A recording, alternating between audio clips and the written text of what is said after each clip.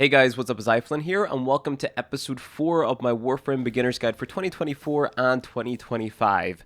Buckle up, because this is going to be a long episode where we do a lot of different things. So before you do anything in this episode, make sure that you have hit Mastery Rank 4, because the first thing that we're going to do requires you to be Mastery Rank 4, and if you've been following along, if you've been playing for 4 days or more, you should be at Master Rank 4 by now. The Master Rank 4 test is simply just surviving. There's going to be a bunch of infested enemies. Literally just run around the arena. You're going to survive for whatever the timer is, and you're good to go. You've completed the test. Now, after we've completed the Master Rank 4 test, come to your navigation, and assuming you've actually completed the Saturn Junction, like we showed in the previous episode, you will have unlocked the Deadlock Protocol quest.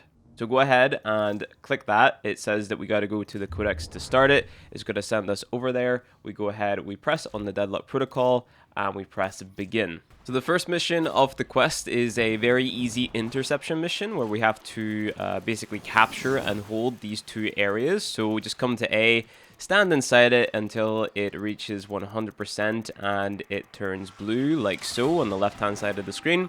Then go ahead, jump over to B and do the exact same thing.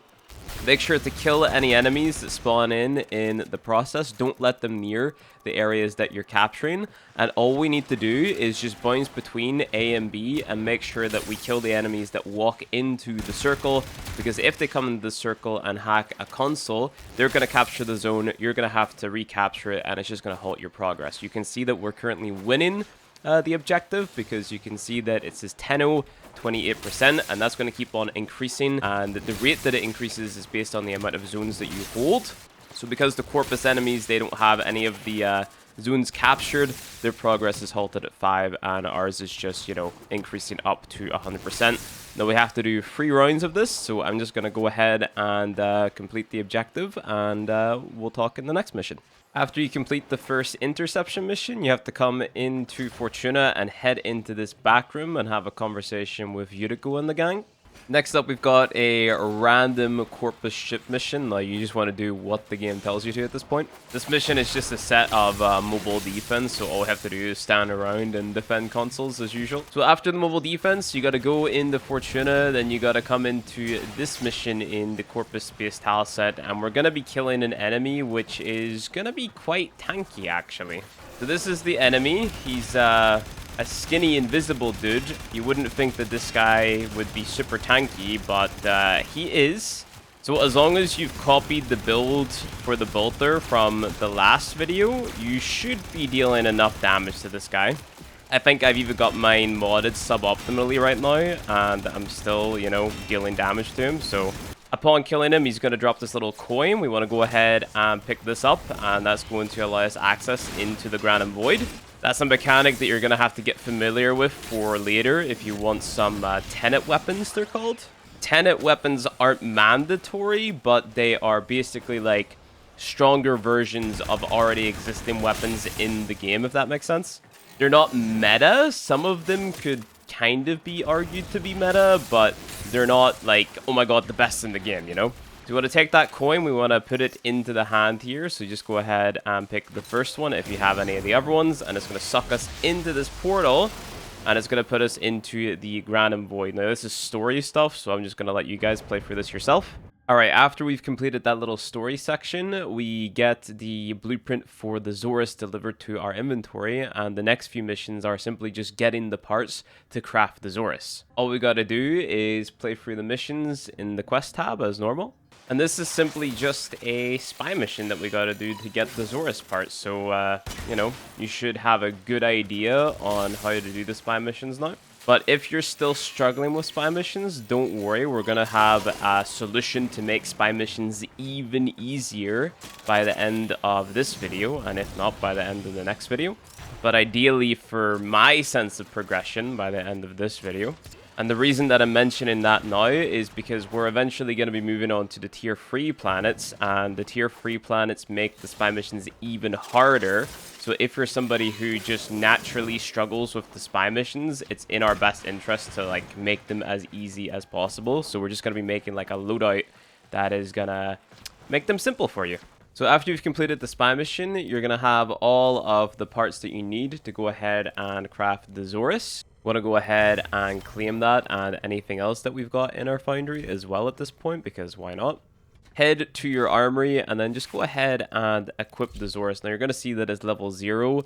What we can do right now is we can actually go into Elite Sanctuary Onslaught and level that up. I'm actually just going to do the regular version of Sanctuary Onslaught to level my Rhino, MK1 Bratton, Furus, and Xoris all at the one time. I'll just go ahead and throw, I don't know, the unranked pressure point on just to, you know, give myself a little bit more damage. And I'm just going to go ahead and play Sanctuary Onslaught and Elite Sanctuary Onslaught as soon as my Rhino hits level 30 to level everything up to 30.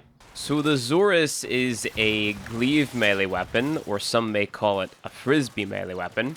So if you hold down your melee button, you're going to throw it, right? Now if you don't press any buttons, it's just going to bounce between the enemies.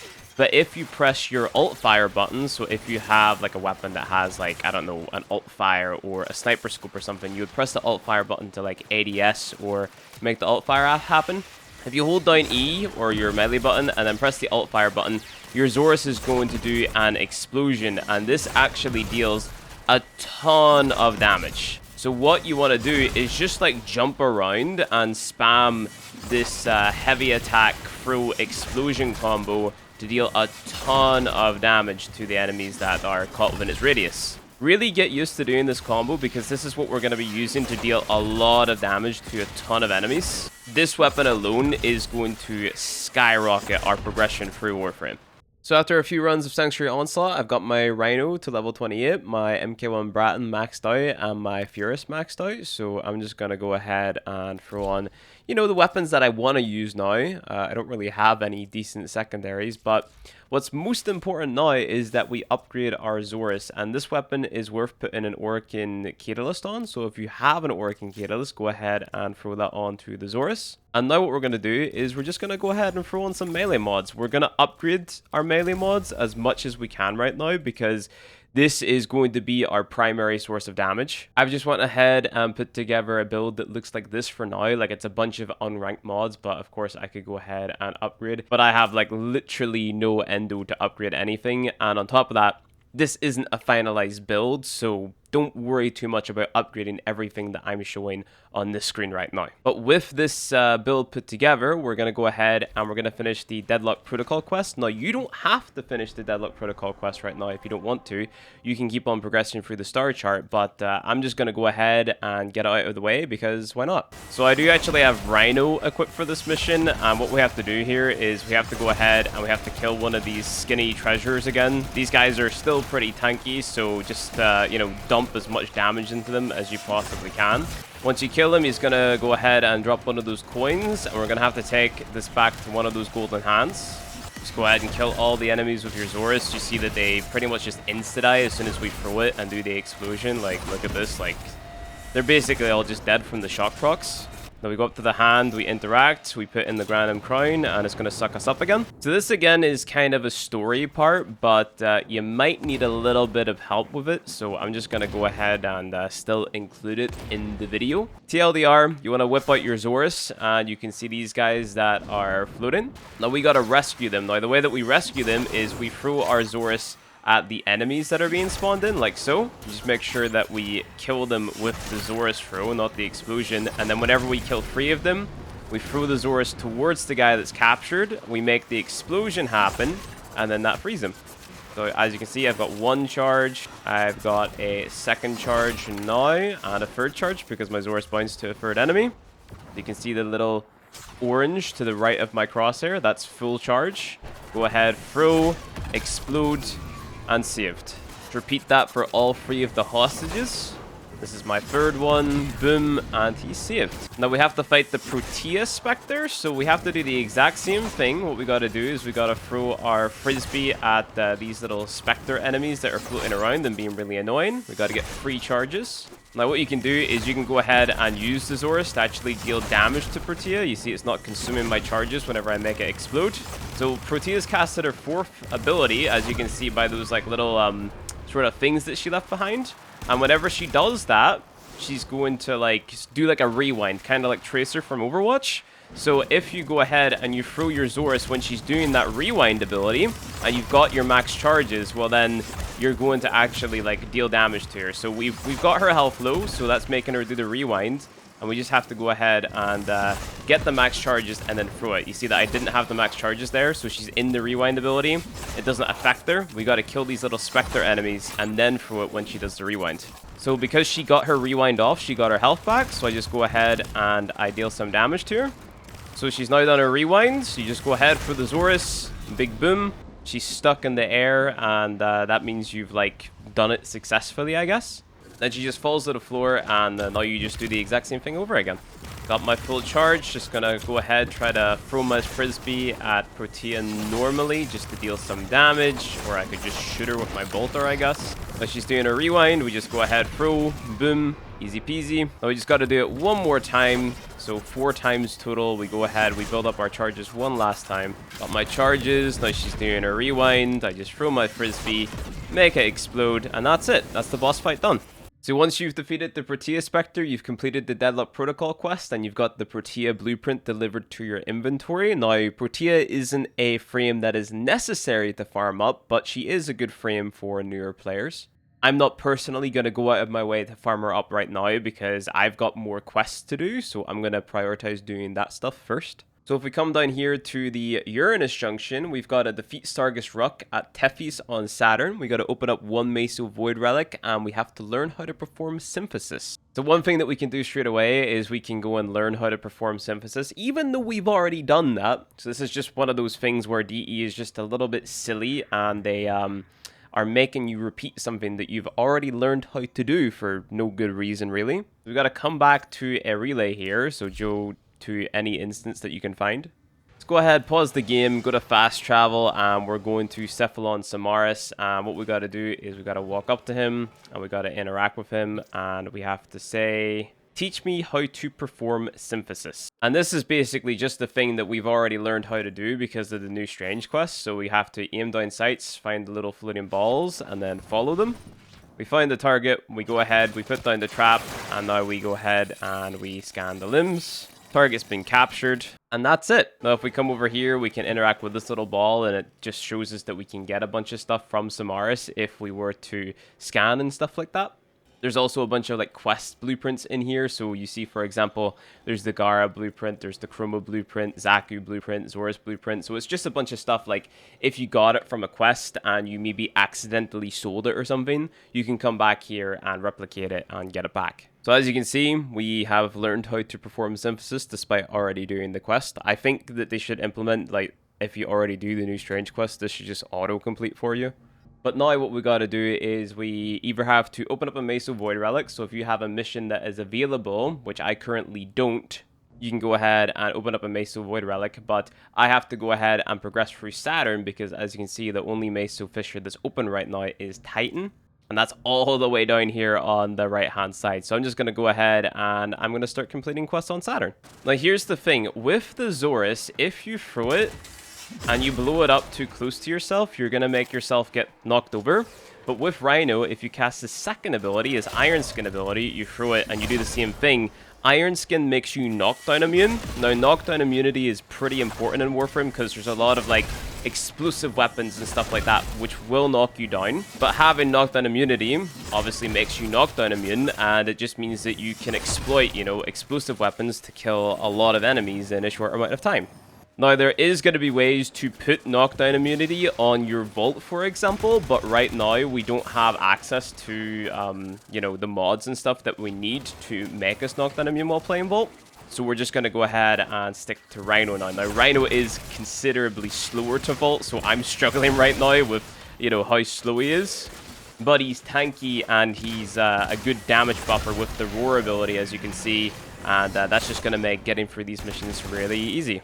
Again, you don't have to play Rhino. You can stick to playing Vault if you really want to, but Rhino's just going to make it that little bit more comfortable. So I'm doing a rescue mission here on Saturn, and this is just a different type of rescue mission. It's kind of the same. You just want to jump into this hole, break the little fan, land into the vault, and now you want to go ahead and hack the doors until you find the hostage. We found our guy. We can just go ahead, hack this door again to come out the entrance, I guess. And then it's the same as usual. You just want to go ahead and sprint to the exit. If your guy dies, just go ahead, pop your iron skin if you're playing Rhino and just res him, and then just keep on sprinting.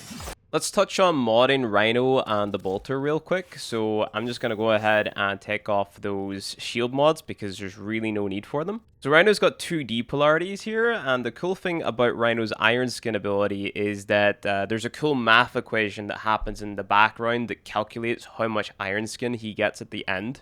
And your armor value is actually part of that math equation. So having the steel fiber mod on Rhino is just going to result in you getting a higher iron skin value per every use. So if you're specifically playing Rhino quite a bit, having the steel fiber mod on and ranking that up may be beneficial. The next thing that affects the iron skin value is also the intensify mod, and not only does this make it so we get a better iron skin, but it also increases the damage buff from roar. And then another thing to keep in mind is obviously, like, you know, being able to cast our abilities. So if you can fit Equilibrium on, I recommend doing so.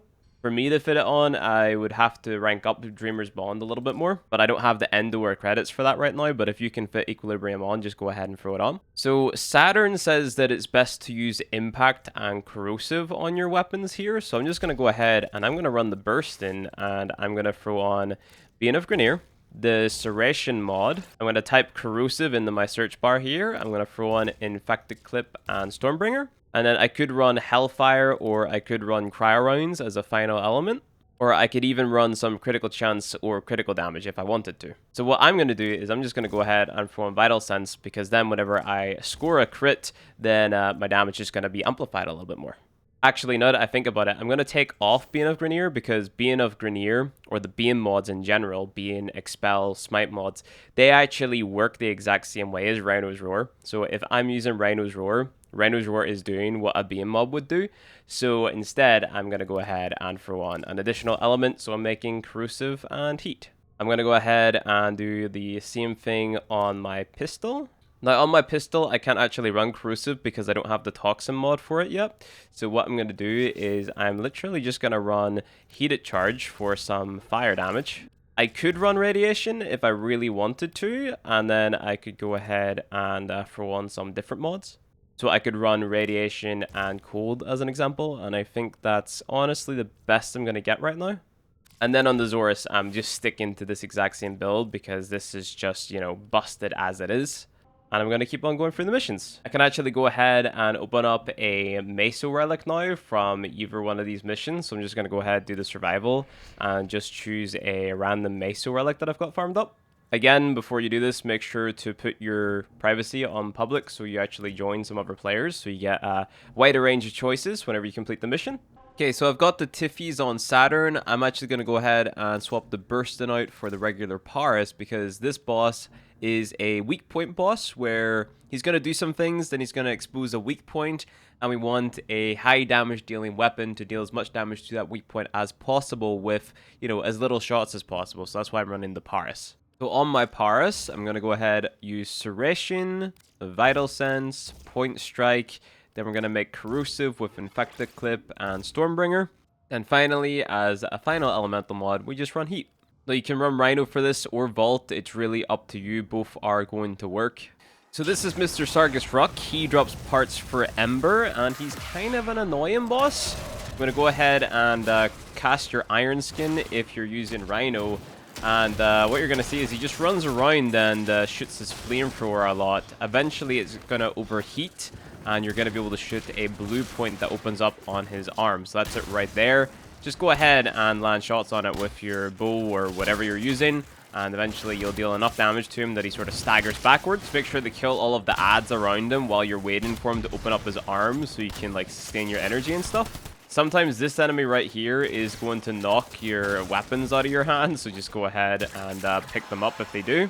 And also, just make sure to use the Xoris as well. Like, you can use the Xoris to kill a lot of the adds, and if you're lucky and you blow up the Xoris whenever he, you know, does his thing, well, you'll deal damage to one of his weak points, like I just did. Rhino's Roar is going to buff up your damage. We're on the second phase of the fight now, where he does, like, a big explosion on the ground, and his chest opens up. So now we got to shoot his chest instead of his arm. Once you've dealt enough damage to his chest and it looks all destroyed, you would just want to, you know, beat him around the map a little bit. And then the final weak point is his back. So as you can see, it's opened up. So you can use your Paris, you can use your Xoris. It doesn't matter. Whatever you've got to deal damage to him, just go ahead and use it. So one more hit with a Xoris and he's dead. And that's Sargus Rock. Once you've completed the Uranus Junction requirements after you beat Sargus Rock, just go ahead and we're jumping into the Uranus Junction to fight the Equinox Spectre. So here's the Equinox Spectre, and what you're going to notice is that every single Spectre that we come across now is going to be super trivial, because the Xoris is just going to make everything extremely easy. Upon completion of the Uranus Junction, you're going to unlock the Duviri Paradox quest. Now again, this isn't a quest that you must do right now, but I recommend doing it because this is going to unlock a cool weekly game mode that is going to allow us to farm up some of the more annoying frames to farm quite easily. It's also going to give you like random access to a bunch of other Warframes and weapons to try out, so you can more easily identify, you know, what Warframes and weapons you actually like. On top of that, it's also a really good source of resources for meta weapons later on, and it's a good source of mastery rank XP because there are these things called intrinsics, which are basically abilities for a different character that is going to just give you more mastery rank. So I'm going to go ahead and I'm going to do this Duviri Paradox quest right now. So come to your navigation after you've activated the quest, just go ahead and click on this and it's just going to throw you right into the quest. So whenever you start the Duviri quest, you get to customize this guy. Now this guy is known as John Warframe, and he's basically the main protagonist of Warframe. Don't listen to anyone else. This guy is the main protagonist. Trust me, bro. So you can go ahead and you can customize John however you want. You can even change him into a girl if you want to. And you just go ahead and press continue. I'm just going to leave him as default because why not? So now we get to play as John Warframe, and we just got to steal some weapons and just fight our way through the Dax enemies. If we go ahead and we cast our second ability, we're going to let out this little blue ball that is going to guide the way. So just keep on casting the second ability as often as you can, and it's going to guide you to where you need to go. So it's got a 6-second cooldown, so just go ahead and pop it after 6 seconds. Eventually it's going to guide you to a little horse, so we just go ahead, we steal the horse, and we can use that to jump across the gap in the bridge. And as you're on the horse, just go ahead and cast the second ability again, because you can use it while you're on the horse and it's still going to guide the way, albeit a little bit slow because as you can see I'm in front of it, but you can just stay behind it, you know. So this place is a little bit out of the ordinary, but this is kind of like the introduction to the modern story of Warframe, I want to say. So eventually you're going to make your way into this area right here. Now this is the Zariman, and we have to do this little puzzle. Now as you can see, there's a kid version of yourself at the other end of this purple. So if you come into this purple thing, there's going to be a kid version of yourself. Now what you want to do is you want to guide the kid version of yourself into the purple thing that's behind them, but not behind you. So we're just going to go ahead and we're going to walk backwards, and as you can see, that did a thing. So next we just want to walk towards the kid, and he's going to come out the other end where we were originally standing, and you just walk him into the next light. Just go ahead and walk to the left, and you're going to see that another purple light spawns. You just walk the kid in there again, and now run towards the kid one more time, and you're going to see that there's another purple light on top of like this little structure. So you just go ahead and jump up on top of your structure. The kid will jump on top of theirs and run on over, and you're done. The kid's disappeared now. I lied. He didn't disappear. He's still there. But yeah, just go ahead and collide with him, and you're going to take the thing that's in the center. And as you can see, after doing that, you get 20 intrinsics. Now, this is something that you're going to use to increase your power with John Warframe here. Just go ahead and cast your guidance ability again and follow it. So we got some story stuff here. I'm just going to cut to the gameplay. So we do have this like yin-yang kind of karma system in Warframe. Don't worry too much about it. Just do what you think seems like the right thing to do or the coolest thing to do, or say whatever you think makes the most sense. There hasn't been a consequence to this thing, and it's been in the game for literal years. So if they eventually add a consequence to it, I guess I'm going to have to come back and like correct this video. But from what I can tell, there's no plan to like, you know, add a consequence to this right now. So I'm just going to go ahead and I'm gonna pick, you know what, let's be weird, let's pick the bottom option. So the old man is going to give us his swords, and we can come over here to this fire, and we can spend intrinsics. So the intrinsics, again, that's the thing that you use to progress and upgrade your John Warframe, your drifter. So just go ahead and spend these on the riding category. So you can see you have a combat, riding, opportunity, and endurance category. I like to invest in the opportunity category first, because that is going to benefit the other game mode that we're going to have to play weekly to get some extra Warframes, basically for nothing. But as you invest in the intrinsics, the amount that's required to progress is always going to increase. So you can see that instead of spending 20 on writing, we now have to spend 25, and it does eventually like increase by quite a significant amount. So you might find yourself like not being able to upgrade opportunity, but then being able to upgrade combat, and that's okay. And now we get shot into a tutorial on drifter combat. So you want to use R to go ahead and lock on to the enemy. Now we can go ahead and use E to melee attack like normal. We can use a heavy attack like normal as well to break their defenses. Now we can block as well just by holding down right click. I'm doing a bad job of it right now, but just go ahead, hold down the block button. If you well time an attack, you can of course parry like so and do a finisher. You can reflect with right click as well. You can use your third ability to restore some health. And now whenever enemies are going to do a certain type of attack, they need you to roll away from it. And that's like the little symbol on their hand there. Every single drifter weapon, which there is a few multiple, they have a different power attack. So you hold down right click and then you middle mouse button to do the power attack. You see it did like electric damage to him there. And you can also shoot to cancel some attacks just by pressing left click. And that'll automatically shoot the enemy that you're locked onto with a quick shot like so. And you can swap targets by using the middle mouse button and just scrolling down, and you can swap between them like that. So now just go ahead and kill these guys with everything that you've learned so far, and yeah, it should be easy. So fun fact, your horsey can actually fly, so if you just go ahead and hold down the jump button, you spread your wings, and well, now you're flying. You can do a roll like normal to, you know, cover a little bit more distance, and you can hold the shift button to dive and speed up and all that there cool stuff. So eventually the game is going to ask you to pick between the starter Warframes again. Your choice here doesn't matter, so if you want to try out Mag or Excalibur, I recommend just doing so, like if you haven't crafted them already.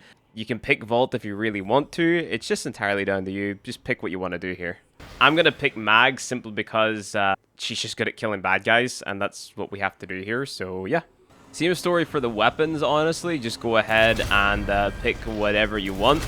And we jump into the portal, and we're in basically like this like void-like place where we just have to do like normal objectives of Warframe. So it could be a survival, it could be a defense, just random different game modes. While you're in this place, you're going to find these containers called runic compacts. I recommend destroying those, like just run around the edges of the map, destroy them, find as many as you possibly can, because that's going to be a resource that we need later on to craft like really strong weapons. So really important that you like just pick up as much as possible while you're playing in this area. Here's another runic compact for me, easy peasy. We get rune marrow.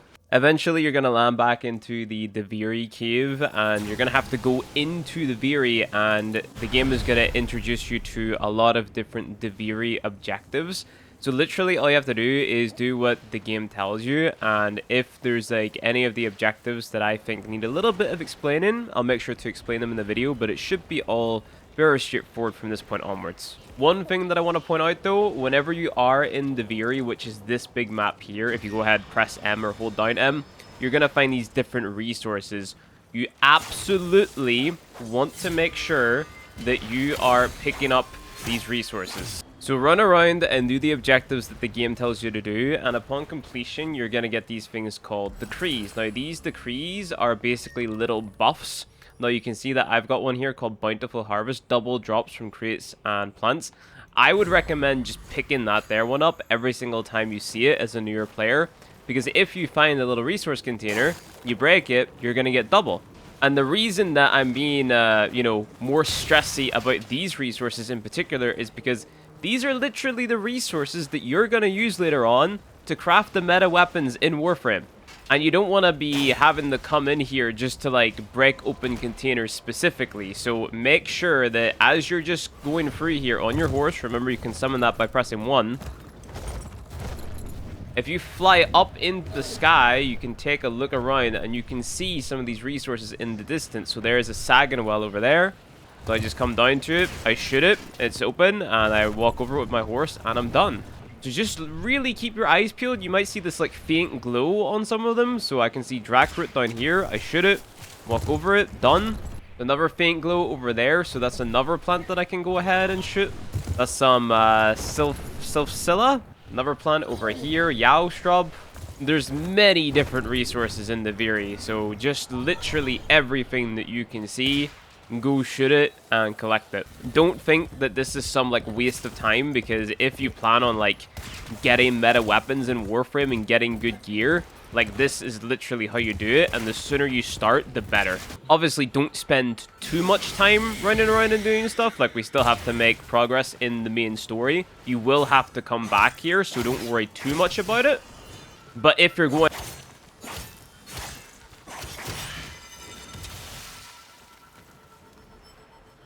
So we just completed another objective, and you can see we got another decree, so I can just go ahead and pick one. Now, these decrees that you're picking are only for each, like, cycle of the Duviri that you're in.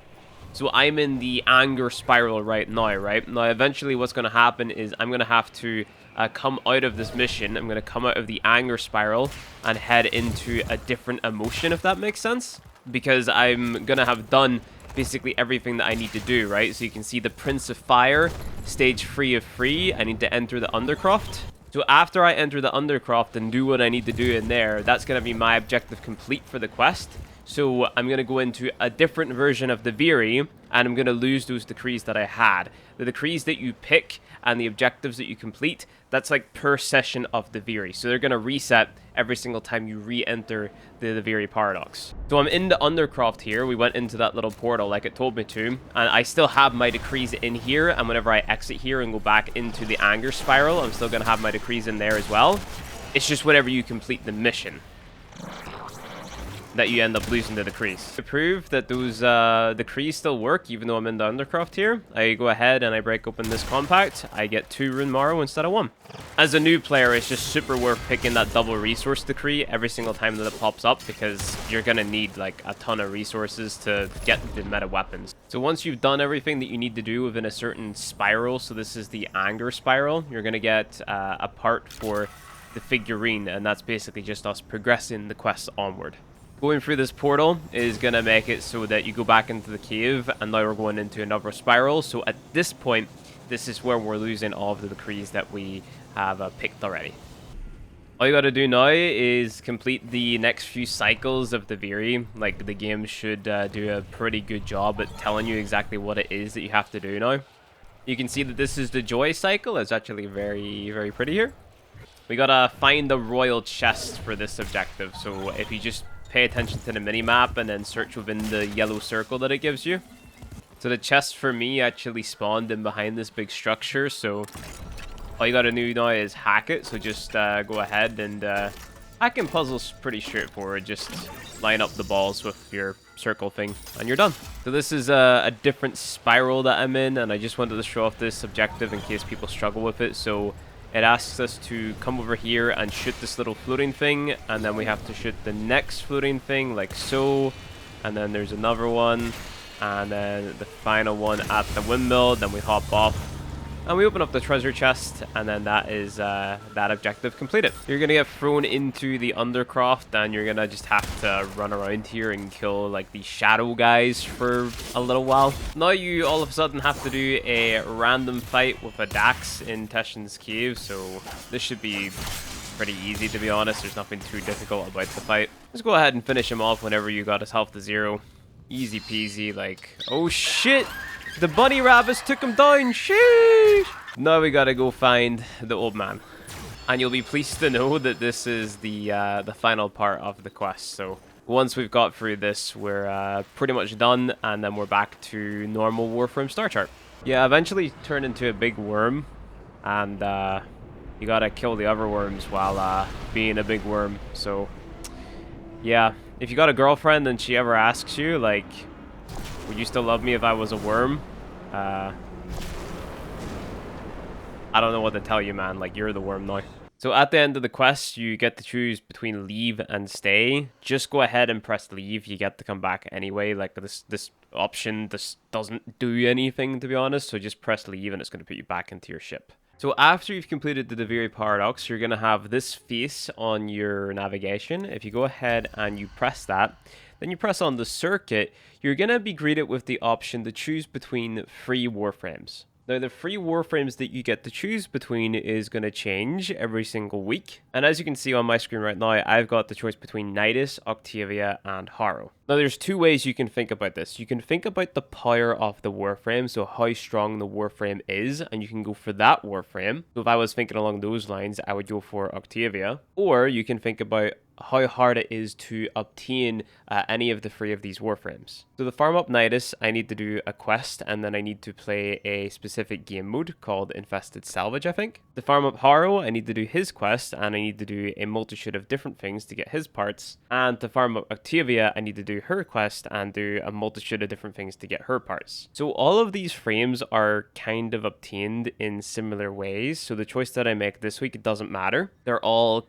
somewhat annoying to farm, I guess. So in that case, I'm going to go ahead and pick Octavia simply because she is the most powerful of the 3. Nidus and Harrow are both conditional warframes. So Nidus, you don't have any shields and you sort of need to play him in a certain way. You need to build up stacks by using his abilities. And without those stacks, you can't really make use of his entire kit. So if you were, for instance, to get into a lobby with somebody who's playing a nuking warframe, Nidus wouldn't be that useful of a frame in that scenario because you wouldn't have many enemies to build stacks off of. Harrow is a warframe where you need to be landing headshots, right? And again, warframe is sort of like a fast-paced game. The idea is that you do missions quickly and stuff like that. So he's only really good in missions where you can have to stand around like defense, survival, etc. Where Octavia, she is an AoE damage dealer, damage buffer, she can go invis, she can speed herself up. She just kind of does it all and she does everything really good.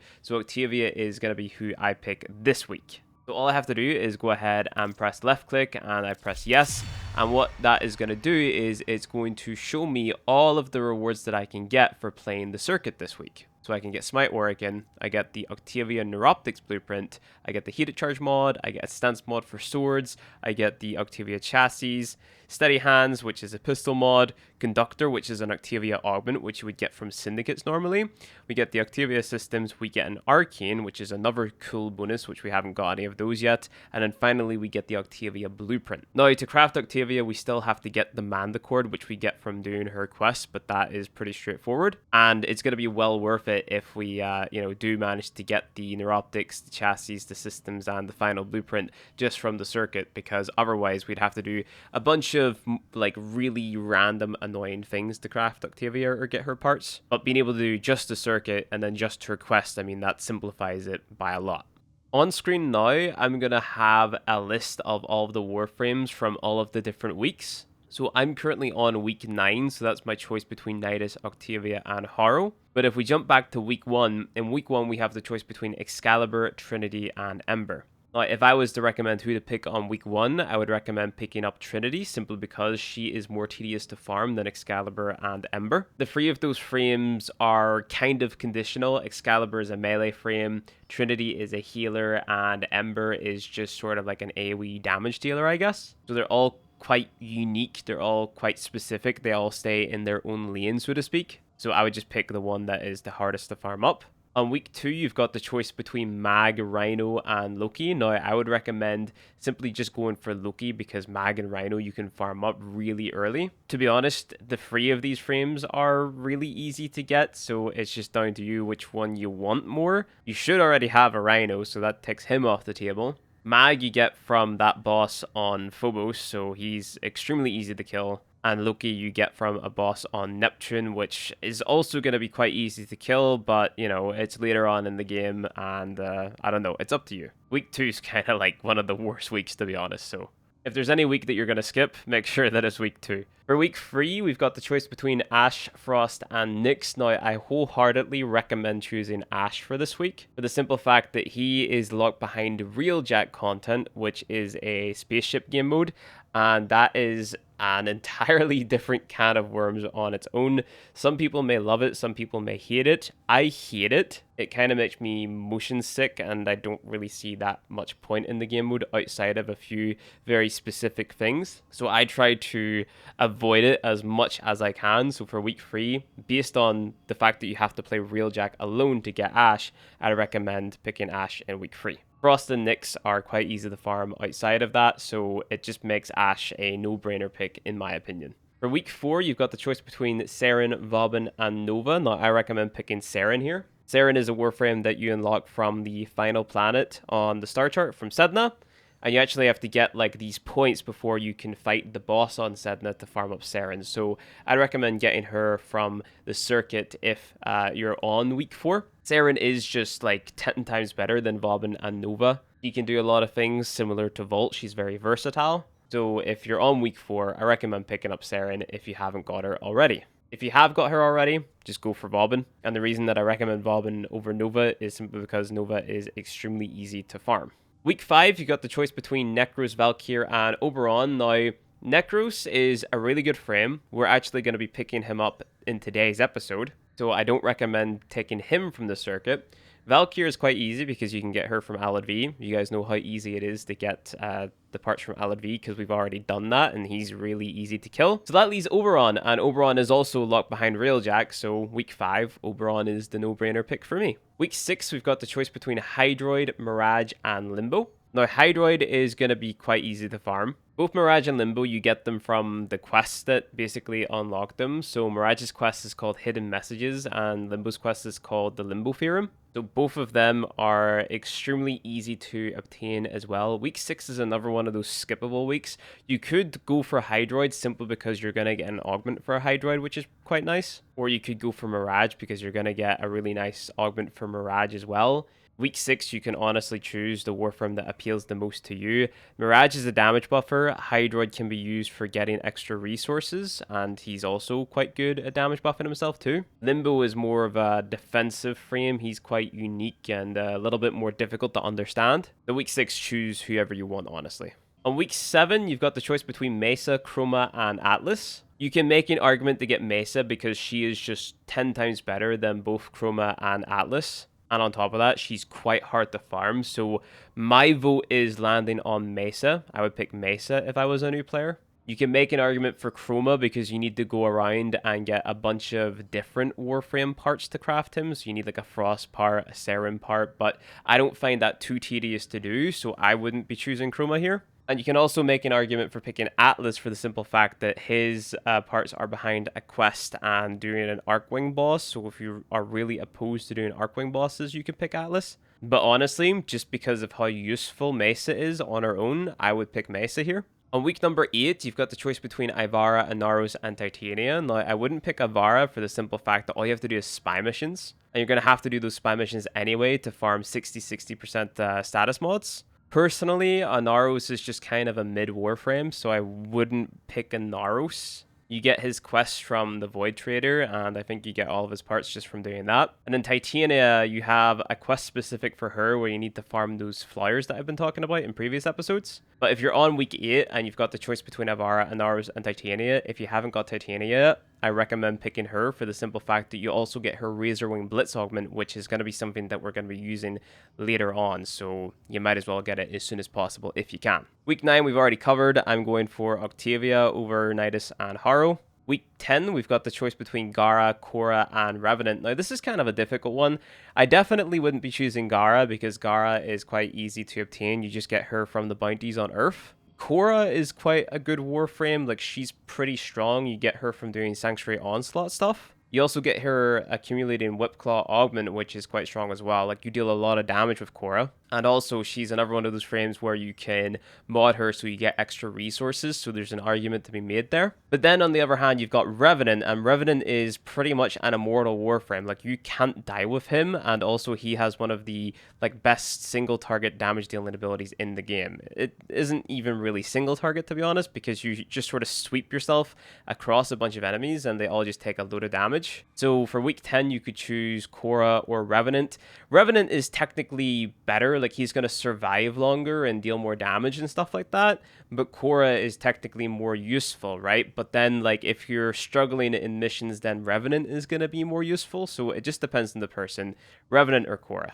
I think Revenant is a little bit easier to farm than Korra. But yeah, week number 10, choose between Korra or Revenant. I would bias towards picking up Korra simply because she's probably harder to farm. And then for week 11, we've got the choice between Garuda, Baruch, and Hildryn. Now, each of these Warframes come from Fortuna, and each of them are quite good in their own ways. Garuda's a fun Warframe to play because she's got like a lot of like self-sustain, healing, energy sustain, and good like scaling damage. Baruch is a fun Warframe because he's good at staying alive and dishing out a bunch of melee damage in like wide areas. And then Hildryn is like the shield Warframe, but the thing with Hildryn is she's got a really good subsume ability. Now, whenever I say subsume ability, what I'm saying is that we need to get a Hildryn to sacrifice a Hildryn so we can take one of her abilities and put it on other Warframes. So for week 11, I would maybe recommend picking up Hildryn for the simple fact that we're gonna be like sacrificing a Hildryn later on. But you could choose Garuda or Baruch and I wouldn't be mad at you. Again, this is another one of those weeks where you can choose anything you want really. Garuda and Baruch are both really fun, but they're not necessarily like, oh my god, super useful frames. Where Hildryn, it's kind of useful in the sense that you're taking one of her best abilities and putting it on other frames, and that can be useful to make like really good builds. Keep in mind, if it was me, I would be picking Hildryn.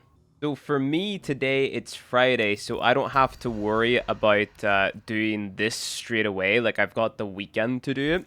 So what I'm going to do now is I'm going to go ahead and I'm going to jump over to Demos and I'm going to put on those keys again. If you remember, we crafted those keys back in, I believe it was episode 2. That is the Bleeding Key, the Decaying Key, the Extinguished Key, and also the Hobbled Key. And I'm just going to make my way through the rest of these Demos missions here until I get to Magnesidium. So a reminder, if you guys have forgotten what this vault looks like, it looks like this. I just come in here, pick up the little ball, and now I've got a Corrupted mod at the end of the mission. So I ended up getting the Corrupted mod called Corrupt Charge, and this is really good for melee weapons because it allows you to build up combo faster, and having higher combo simply means you're dealing more damage. So I know this is a little bit delayed, but we ended up getting the inbox message now for completing the Duviri quest. So we get the Sun and Moon blueprint, so that requires, you know, resources from Duviri, like I told you guys to farm up. Of course, you're not going to have enough right now, but yeah, you can go and get some more of those resources and then craft the Sun and Moon if you want. We got a nice stance mod for it and also just a little decoration for our ship. So I'm going to go ahead and play the mobile defense mission next because there's a chance that a vault spawns in here, but there's no chance that a vault spawns in a defense mission. I actually got Corrupt Charge again, which is a little bit unfortunate, but I can sell this for platinum. So next time I'm bothered to open up a LeyzarGamingViews or go on Warframe Market or even use trade chat, God forbid, then I'll be able to say, yo, I've got like an extra Corrupt Charge, does anybody want it? And then sell that for around about 10 platinum. But for now, that we're moving on to the Lephantis boss fight to farm up Nekros parts, we want to take off all of the keys that we had on. And now also what we want to do is we want to upgrade some of the mods on our primary and also our melee. So we need a little bit more endo for that and also some credits. Like I've got a little bit of credits in my inventory right now, but I definitely need more endo. So it's a new week for me. So if you guys remember in, I think the first episode, maybe the second episode, we talked to a character called Maru at Maru's Bazaar over on Mars. And what she does is she gives us access to a weekly mission where we can go and get an Ayatin sculpture. We come to the relay, we go ahead and we fast travel to Maru. We say, I'm looking for Ayatin treasure. Say, I'm ready. And this is just going to put us into the mission where we can get that treasure. Here I am in the derelict yet again. It would have been nice if I kept my key on actually. But it is what it is. So we might not even find a vault anyway. Alright, so this is our little, like, vault room, I guess you could say. So you just want to go ahead and do, like, the little time challenge that it makes you do. So this one's pretty easy, actually. You just want to go ahead, get over to the other side of the room, and there's going to be a little platform that we can stand on up here. So you stand on the platform, and then we go ahead and we pick up the sculpture, and we're done. You can break these containers as well. Sometimes they might drop a mod that you need. But yeah, once you get the statue, you're done and you can just run to the exit. So once you've got that statue, come down to your mods, go ahead and press Item Treasure, and you might have actually got more of those statues just from playing around. You're also going to see that you may have got some stars just from breaking containers and stuff like that. So if you click on each of the statues, you can see the amount of endo that they're worth. Now what we're going to do is we're going to increase the value of the statues by putting the stars in. So this is my most valuable statue. I'm going to go ahead and I'm going to put in one of these amber stars, a cyan star on the left, and then another one on the right. Now I do have a final slot, but okay, I thought that was going to take an amber star, and apparently it doesn't. So now this is worth 2,700 endo. I'm going to do the exact same thing with these other statues that I've got. Now, unfortunately, I've got no more amber stars, so I'm not going to be able to, like, max out their value. But to be honest, I don't really care about that right now. I just want to get as much endo as I possibly can. Now, this statue here doesn't take any amber stars at all, but I've got 3 of these, right? So I'm just going to put in as much cyan stars as I possibly can. And then once I've slotted all the stars that I can, I'm just going to go ahead, press Visit Maru. Just go ahead, talk to Maru again, press Extract Endo from my item items, and then I'm just going to sell all the statues that I've got, and that's going to give me 7,449 Endo. So the first thing I'm going to upgrade is actually the mods on my melee weapons. So I'm just going to go ahead and unequip everything. I'm just going to make sure that I've got Pressure Point. I'm going to go ahead and level that up to the max rank. Next up, for the Xoris in particular, I'm going to throw on Killing Blow, and I'm going to rank that up to max rank as well, simply because that's just going to speed up the animation of throwing it. Then the next thing I'm going to do is I'm going to throw on Shocking Touch, and I'm going to increase the value of that, because a lot of the damage that the Xoris deals actually comes from the electric proc. So Shocking Touch, Pressure Point, Killing Blow, those are kind of your staple free mods right now if you've got Killing Blow. If you don't have it, don't worry too much. Now, the other thing I'm going to do here is I'm going to go ahead and take a little look at my bolter builds. Now, what we've got on here, Serration, Infect Eclipse, Stormbringer, Point Strike, Vital Sense. That's pretty good. I'm going to throw on Hellfire for some heat damage as well. And then I think I'm also going to throw on Speed Trigger, because why not? Now, if I upgrade my Serration mod, it's going to basically just make my bolter deal more damage, but it also might be worth, you know, upgrading the elemental mods or Speed Trigger or something of the sort, because I might be able to get, like, more out of my endo, if that makes sense. So all I'm doing right now really is just trying to figure out what exactly I want to do right now with the mods that I've got at my disposal. So what I think I'm going to do is I'm going to throw Fever Strike onto my Xoris as well as Vicious Frost, and that's going to make it so that I've got a little bit more status chance. I'm going to throw on Melee Prowess as well, just for more status. And I think Corrupt Charge might be a nice mod to have too, for the simple fact that that's going to give us more combo per hit. So I'm going to go ahead and not upgrade Vicious Frost, but I'm definitely going to upgrade Melee Prowess. And I'm going to go ahead and I'm going to put 2 ranks into my Corrupt Charge. I'll level my Vicious Frost to max as well. And what you can see is my electric value on my weapon is higher than my viral value. So if we hover over the status chance here, you can see that I'm most likely to be proccing the electric status effect. I think just because I've got a little bit of extra room, I'm going to go ahead and throw on Reflex Coil, but I'm not necessarily going to rank that up right now. It's just going to make it so my heavy attacks are more efficient. So that means it's going to consume less combo whenever I do a heavy hit. And that is kind of the best that I'm going to get on my Xoris right now. So if you try to make something a little bit like this. Now, moving on to the bolter here, I'm not too sure what I'm going to invest most of my credits and endo into. If I go ahead and get to rank 6, that's going to put the cost to 10. It's going to consume half of my credits right now, and only 1,000 endo, so I'm just going to go ahead and do it. So that's going to be a pretty significant damage increase. Now, I think maybe maxing out Speed Trigger or putting a little bit of endo into it might be worth it. That's over half of my credits right now, so maybe maybe I just put it to rank 3. Point Strike, because it's a bronze mod, it's going to cost a lot less to level this up, so I'm just going to go ahead and max it out. Vital Sense, gold mod, it's going to cost a hell of a lot more. So instead of going for rank 4, I'm going to go for rank 3. I actually noticed that I had Infected Clip on the D polarity there, but I moved it and that gave me a little bit extra modding space. But this is what I ended up with. So a rank 2 Infected Clip, rank 3 Stormbringer, rank 3 Hellfire, maxed out Point Strike, rank 3 Vital Sense, rank 3 Speed Trigger, and 1, 2, 3, 4, 5, 6 level 6 Serration. Okay, so this is the Lephantis boss. So it's an infested boss. It's 3 heads.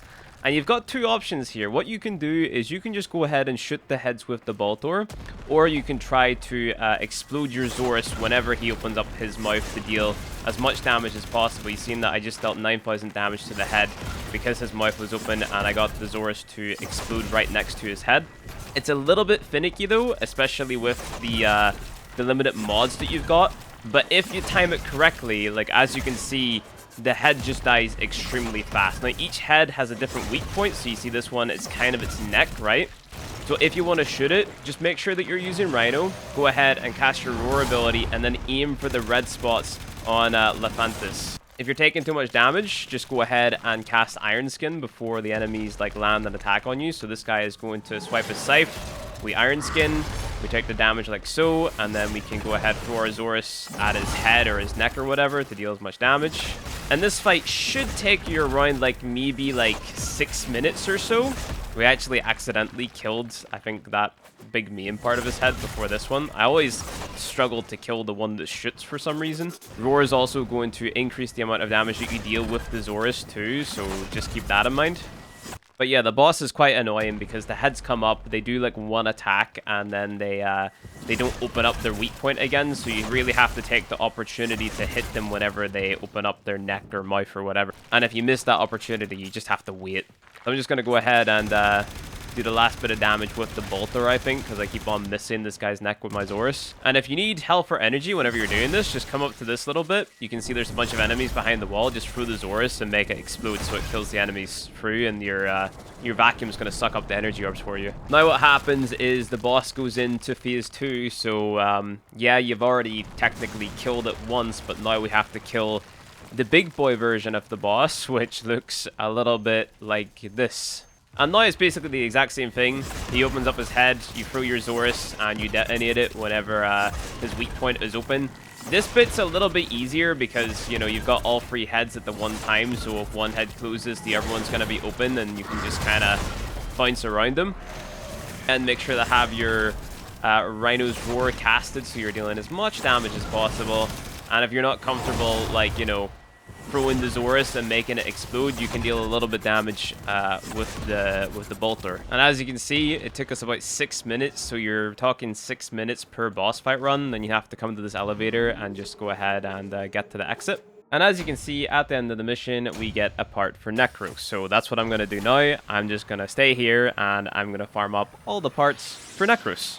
Okay, so I have went and farmed up all of the parts for Nekros, and I actually have them crafting already. So I've got the Nekros chassis, Nekros optics, Nekros systems crafting. I'm also trying to craft myself a mag. I'm crafting mag chassis, mag optics, and I need more credits before I can start crafting the mag systems. Now, if you guys don't remember where you get mag, you go to your navigation, you go to Phobos, and it is the really easy boss on Iliad on Phobos. Now, I recommend farming up a mag because what we're going to do is we're going to take mag, we're going to level her from 0 to 30, and then we are going to subsume her, and that's going to give us her pull ability, and we're going to be able to put that onto Nekros. And also another frame, which we're going to be farming up much later.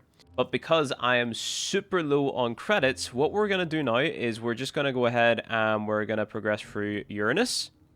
And one of the junction requirements for the Neptune junction is to complete a mission on Uranus with only your melee weapon equipped. So we're heading down to our arsenal. We're unequipping our primary and our secondary, just using the Xoris. And another thing I want you guys to pay attention to is actually your Arcwing, because these missions are actually submersible missions. So we have to go under the water with our Arcwing. So if you've got credits and endo left over, you can go ahead and put some ranks into your Arcwing mods just to get some bonuses here and there, and just make them a little bit better. So just throw on what you can onto your Arcwing. Doesn't have to be anything too intense. Like, the Arcwing segments are not difficult at all. Like I said, they've actually balanced the Arcwing parts of the game around people not doing them, so they're all quite easy. So as you can see, I'm back to playing Vault now. You know, I got all of the parts for all the parts for Nekros in basically no time. I did about maybe 5 runs and I got them all, so quite lucky. But now I'm off of Rhino, back on Vault, just because I want to do things fast. Here we go, we're going to jump into this Exterminate with the Xoris only, get that done, and complete the first requirement from the Neptune Junction. So if you're using Vault and you're using the Xoris, make sure to throw the Xoris far away, because like I said before, you've got this like knockdown effect if you make the Xoris explode too close to you. So this is one of the submersible bits. You can just walk up to the water and it's going to put you into your Arcwing automatically and you can just swim around. Another thing that I want to point out with your equipment here is actually your Sentinel. So if you come to your Sentinel's weapon and you go ahead and upgrade it, because we have more elemental mods now, what we can do is we can put Viral onto this weapon. Now, Viral, the status effect is actually going to make it so we deal more damage to the enemies. So the idea is you have the Sentinel just flying around, and he's going to constantly be applying this Viral status effect to the bad guys, and that's going to make it so that you just deal more damage to them. So just go ahead and copy this mod setup and make Viral cold, throw on Speed Trigger, and if you want to, you can throw on Serration for some damage from him. And that's pretty much that. And then, like, as for the rest of my Sentinel mods, I've just got this stuff on. I can just throw on basically whatever. I'm not going to invest any Endor credits into this stuff right now outside of Vacuum. But I went ahead and I have completed my first mission within Uranus with the only melee weapon equipped. So I'm just going to go ahead and put on my other stuff now. So up here it says play missions on Uranus until you encounter strange drones. So we're just going to go ahead and pick whatever missions we want to do and just do them. So I'm going to go ahead and do this capture. So whenever this drone spawns in, it's going to be marked white. And you just have to, you know, come up to this drone and it's going to scan you or something. If the first one doesn't do it, then the second one will. And then the Ludus will be like, yo, what the heck did you see, bro? And then you just go ahead and you complete your mission as normal. So once you've got that little drone to scan you in one of the random Uranus missions, you're going to get the quest Nata. We want to go ahead and complete this as soon as possible. Now, this is a full story quest. And there shouldn't be anything in this that you struggle with, like literally at all. So as soon as you get the quest, just go ahead and start it because this is one of our junction requirements. So you're going to come up to this big like wooden looking thing. Just go ahead, whip out your scanner and then scan that. We scan the second drone as well. And it should register on the left hand side that we scanned it. And that's this mission done. Just keep on doing what the quest tells you to do in the quest tab off your navigation. Because this is a very heavy story quest, I'm just not going to show much of it. So I might just skip to the end now unless I play through and I find something that I think you might need help with. So I went ahead and I have completed the Nata quest. So this is the reward that you get for that at the end. And now what I went ahead and done is I've completed some of the Uranus missions up until Titania here, or Tidiana, whatever you want to call it. And that's our next junction requirement where we have to defeat Tal Regor. So this is going to be the loadout that I'm going to take into the Tal Regor boss fight. I could go ahead and swap out that redirection for Vitality, honestly. There we go, we just go ahead and throw that there on. So nothing too insane, nothing too complicated. You can use whatever, you know, you can go ahead and use any primary, secondary that you want, but definitely use the Xoris because that's going to be the busted thing that carries us. And of course, make sure to use the Taxon with these viral mods on. So from Tal Regor, we actually get parts for a Warframe called Equinox, and she's actually like insanely difficult to build because you need to get her day aspect, her night aspect, and each of those have a neuroptic system and chassis. So it's quite many parts that you have to farm up, and honestly, in my opinion, just straight up isn't worth farming right now early game.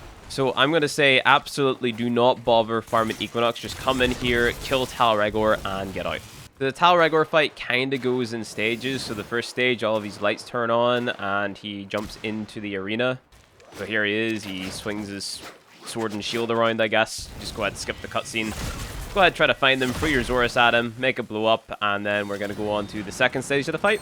So he's going to go ahead and he's going to shoot his fists at the glass. You want to go ahead and jump up onto this platform here.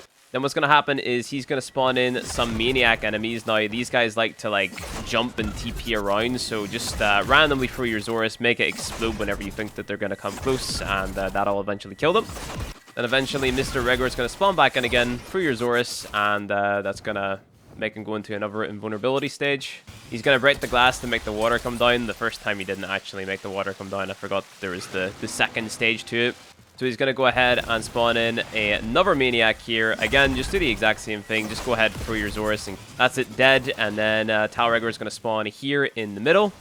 Through your Xoris, let the electric procs kill him, pick up anything that he drops, and you're done. So once you've beat Mr. Talregor, come to the Neptune Junction, and we're going to kill the Spectre here. We actually have to fight the Frost Spectre, and honestly, Spectres are going to be super easy. This guy puts down a snow globe. You want to just go ahead, jump inside it, and through your Xoris twice, and he's dead. Okay, so now that we're here on Uranus, I want to make my way over to Leomedia before the end of this episode, so I'm going to go ahead and do that now. Okay, so I've made my way over to Leomedia on Neptune, and the reason that we're going to play this is because this is a disruption mission where you get nothing but credits. So I'm not sure if we've come across a disruption mission yet in this playthrough, but I'm going to go ahead and explain it now anyway. You want to come and you want to hack the first console. And what's going to happen is the game is going to spawn in 4 different color-coded tires. So you have like a yellow one or an orangey one, whatever you want to call that color. You've got a white one, you've got a cyan blue one, and you have a navy blue one. And what you want to do is you just want to come in here and kill as many enemies as possible until one of the enemies drops a color-coded key. So this guy has just dropped a orange key, so we're going to go ahead and put that in the tire. The tire is going to turn on energy drain, and what's going to happen is the game is going to spawn in a beeping enemy whose objective is to destroy our tire. Now, we have to kill him before he gets near the tire. So he's going to get marked red eventually whenever he's close enough, and you just want to come and find him, and then just go ahead, use your Xoris to kill him. That completes the defense, so that's like your first objective done. And the energy drain that got turned on, that's going to be turned off. So now you just want to keep on killing and killing and killing until you get another color-coded key. So here is one of the dark blue keys. We're going to go ahead and find the dark blue tire, then put that in. The guy's going to go ahead, spawn in. We just rush to him. Go ahead for your Xoris and one-shot him if you can land it right. And there you go, he's dead, and we actually get a positive bonus for that, so we get a plus 50% credit boost, which is nice. Got myself a cyan key here. We go ahead, throw that into the tire. We have health drain. Now that's a scary one. Go ahead, find the boss enemy or the Demolist enemy that's spawning in. He's dead, and the health drain is now turned off. Got my Stalker spawning in here, so I'm just going to go ahead and throw my Xoris, so he just like insta-dies now. Got the Dread blueprint from him, which is nice. Here is the white key. Now we're just going to go ahead and sprint and plug this in. Get enemy damage boost. Uh-oh. And he's dead. And as you can see, we just got 30,000 credits from completing those 4 tires. So that takes us on to round 2, and you basically just have to do the exact same thing again.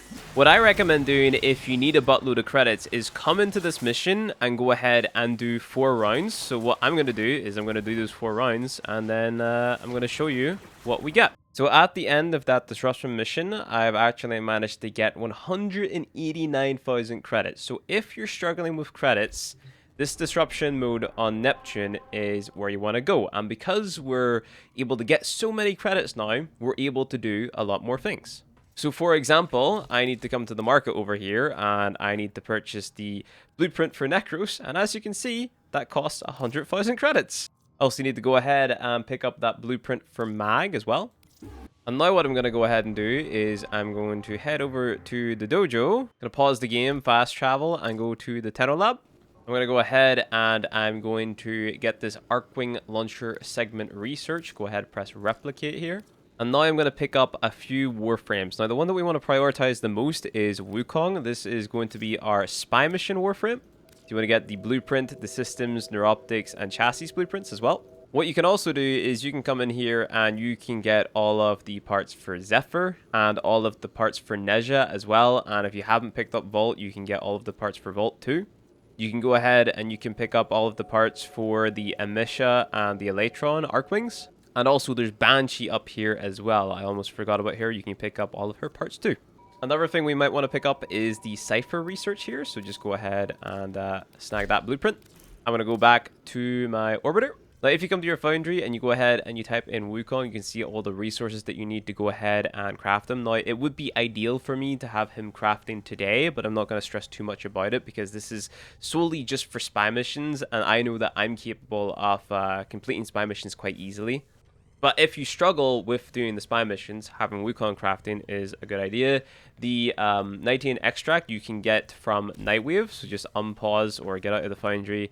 Come up here, go ahead and press credit offerings after you go through all of your rewards. Press credit offerings, just type in Nightingale and you can see that you can buy 5 Nightingale extract for 15 credits. So that means we need to buy 2 of these to have enough to craft all of Wukong's parts. And as you can see, I've got enough Nightingale now. I would just have to go get the argon crystals, plastids, and the neural sensors. Now, to get those neural sensors, all you got to do is defeat the Alad V boss on Jupiter, so you'll farm Valkyrie parts plus neural sensors at the same time. That's actually what I went and did for farming up the neural sensors for the Mag Neuroptics and the Nekros Neuroptics. What I'm going to do while I'm here is I'm just going to go ahead and craft any weapons that I've got to craft. So that was just a few that were ready. I'm going to come in here and I'm going to pick up the Cronin melee weapon and the Heck shotgun. That cost me 25,000 credits. And as you can see, I have literally spent all of my credits again.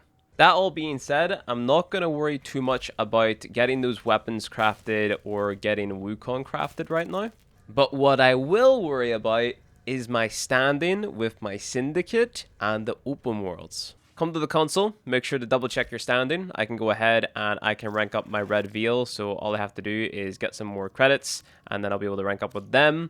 And then my Steel Meridian, I'm almost there, but I can't actually earn any more standing today. It resets in 25 minutes. Lucky me. You guys remember how we bought the Arcwing Launcher segment from the dojo? Well, we need these resources from the Plains of Eidolon, the Grokdul, and the Aradite. The Oxium we get from Oxium Osprey enemies, so that's totally different. But we need to get some Grokdul, and we need to get some Aradite from the Plains of Eidolon. And to do so, we're going to come to Cetus, and we're just going to join any instance. Go ahead and fast travel to Mr. Konzu and talk about bounties. Then what you want to do is you just want to go ahead and play the bounties that you can. You can see that you have your daily standing cap here, so I can earn 18,000 in one day, but we're only going to be able to earn 5,000, then we have to rank up with Mr. Konzu here. So I reckon that I can do this search and rescue, so I'm going to go ahead and do that. You might want to also put your party privacy to public, so you end up getting some friends in here to help you with these. So just remember that whenever you're in this open world environment, you've got your K drive equipped to your gear wheel, so you can go ahead and use that to get around, or you can use the fast travel by holding down M and bringing up your map. And all you have to do is the objectives that it tells you to do, and we're going to be earning standing with the Plains of Eidolon Syndicate. Now that I've got the Xoris, I'm having a very easy time just completing the objectives of these bounties. As long as you're making sure to kill as many enemies as you possibly can with the Xoris, you should be good to go. If you're struggling with how many enemies the game's throwing at you, you can use Volt's Shock ability, Discharge ability, or Rhino's Rhino Stomp ability to, crowd control bad guys so they can't really deal a lot of damage to you. And you can see over on the left-hand side, you've got like a bonus objective. Try to do the bonus objectives because the bonus objectives are just going to get you like more standing and rewards and stuff like that. Don't stress if you fail them because sometimes you're going to get random players that are going to come in and mess it up for you. But ideally, if you can, do the bonus objective, you might as well do it. So I was able to complete all 4 of the bounty missions with the bonus, and I just got a ton of standing for it. So now, if I go ahead and I TP back to the gate, that's a thumper by the way, those things drop a lot of resources, so if you find one of those and you're able to kill it, well, go ahead and try and do so. But if you see this little icon here on the map, you want to go ahead and head towards that. And this is just going to be a little bounty station, right? So you can call in and you can see how much progress you've made towards your rank and how much daily standing you've got left. So I'm just going to go ahead and I'm going to play another bounty so I can hit that 5k standing cap that I need, and then I can rank up with the Ostrons. As a newer player, it might be worth playing a mixture of like the low level bounties and then the higher level bounties, implying you can actually like handle the higher level ones, because as you can see, these all give different rewards, right? So this first one here gives you Cryotic, Grok Drill, you know, Gara Chassis Blueprint, Hornet Strike Stretch, and 2 Morphics. So not a lot of stuff there that you might need, but you might need the Grok Drill, you might need the Gara Chassis, you might need, you know, some Morphics maybe. The second one is giving you some Cryotic, is giving you Energy Inversion. I'm believing that's a mod. You have Gara Systems, so that's something that you'll need. Reaping Spirals, a stance mod, some Neural Sensors. And then this third one starts to give you some lenses, which is something that we need. New mods like Vigilante Armaments, Gladiator Might, some Aya, Augur Seeker, the Gara Neuroptics, Revenant Systems even. And then you get even more different stuff the further up you go. This is the big thumper. I'm going to attempt to kill it with my Xoris, to be honest, just to see what resources I can get from it. I'm going to throw the Xoris at the legs to expose these weak points. I'm just going to keep on throwing the Xoris at it until it dies. At each leg, of course, that's what I mean. Okay, so I managed to take it down, and I got a bunch of just random resources from the Plains of Eidolon, so that's pretty helpful, actually. And also the random person that I had on my team, they actually went ahead and did the bounty for me, so that was brilliant. So you're just going to find random resources like between the camps and stuff like that. So as long as you just look around, again, just break open containers that are glowing, and you know, you'll eventually get all the stuff that you need. You have to come back to the Plains of Eidolon every single day and do these bounties to build up, you know, more standing and stuff like that. So you're constantly going to come across things like this that you can just go ahead and break open and get some resources. So now that my standing is maxed out, I've got 5,000. I'm going to come back in here and I'm going to talk to Konzu. And I'm going to see what I need to trade with him to rank up. We go ahead, we press bounties again. So we go ahead, we press Ostron Stand-In, we press rank up. We can see that we need some more Aradite and more Nisselpods. So, you know, you might want to just go and play more bounties and see if a bounty comes along that drops those resources that you need. And if one of them does, then you can go ahead and do that. Now, if you are at your standing cap and you can't earn any more standing, that's not going to feed into your daily standing cap, right? So now that I'm at 5,000 out of 5,000, I got 13,250 remaining for 4 minutes. It's not going to go down, right? So even whenever my thing resets in 4 minutes and I can get 18,000 again, you know, it's not going to go down just because, you know, I'm playing bounties and I'm already at my cap. So don't worry too much about that. So just go into the Plains of Eidolon, run around and try to get those resources. I'm going to jump to Fortuna now and show you guys Fortuna bounties. So if you didn't understand that, you want to come to Cetus every single day. You want to play bounties every single day so you can max out your standing. And then whenever you hit your standing cap, so in my case, I hit 5,000 out of 5,000. I want to rank up with the people of Cetus so then I can get some goodies from them. And you want to do this every single day. So from this episode onward, I'm going to be coming to Cetus, coming to Fortuna, and coming to the Heart of Deimos, and I'm going to be maxing out my standing with each of these factions every single day. So next we go to Fortuna, and we're going to talk to Yuriko, and we're going to look at her bounties. Come up to Yuriko, press bounties. You can see that I'm at 660 out of 5,000, and these ones might be a little bit more difficult because there's a lot of bounty objectives where you have to defend things, so definitely have that stretch mod thrown on, and definitely be killing as many enemies as possible with the Xoris. So here in Fortuna, it's a little bit different because you can see that you get these depth bond rewards. So we get under uncommon here, training depth bonds. And then here in the other bounty, we have shelter depth bonds. In the third bounty, we have medical depth bonds. In the fourth one, we had advances depth bonds. And then in the final one, we have familial depth bonds. Now, this is a resource which we actually need to rank up with the Solaris United. So it wants you to do like the low level bounties to farm some of these up. So I recommend to begin with just doing the bounties that is going to reward you with the training depth bonds that you need. So if we take a look here and we can see that we need 2. So what I'm going to do, or what I'm going to recommend, is you keep on playing the Falling Star bounty until you get the 2 training depth bonds that you need. And then if you want to get more standing to rank up after you've got the depth bonds that you need, you can go ahead and you can play the higher level ones, right? Another thing, if you go ahead and you hold down Q, you can come and talk to Ticker, and he's going to allow you to trade in resources and credits and stuff to get some depth bonds that you might need. So if you come to Ticker and you press purchase depth bonds, you can see that you can just trade stuff in and get some of the depth bonds that you need. So if I was to trade in some alloy plates here, I would get some of the advanced debt bonds and shelter debt bonds, but I'm not going to do that right now because I haven't even attempted to play bounties yet. But you'll definitely be able to complete these bounties now. That's why I'm recommending it. So just go ahead and max out your standing cap. And then whenever you can, whenever you've hit 5,000, just come back here, press Solaris United, press rank up, and trade what you need. And you want to do the same thing here. You want to go ahead and talk to Mother and do bounties for her. But the bounties here are a little bit different. So what happens is you collect these Mother tokens by completing the bounties. And then what you do is you go ahead and you fast travel to Grandmother. And now you want to press trade tokens for Entrati standing. And then the Mother tokens that you get from completing those bounties, you want to trade in only the Mother tokens to increase your standing with the Entrati family. So what you want to do is you want to come and talk to Mother to get those Mother tokens and then trade in those Mother tokens so you get 5,000 standing, then exit out of here, press Entrati standing, press rank up, and what we're going to need to do is we're going to go get a fishing rod and we need to do some fishing, cut some of the fish that we have so we can get these spinal core sections and then rank up here. So if you've already got some fish, you can come in here and press cut fish and just go ahead and select them all. There you go, and yeah, boom, you just got a bunch of resources for cutting those fish.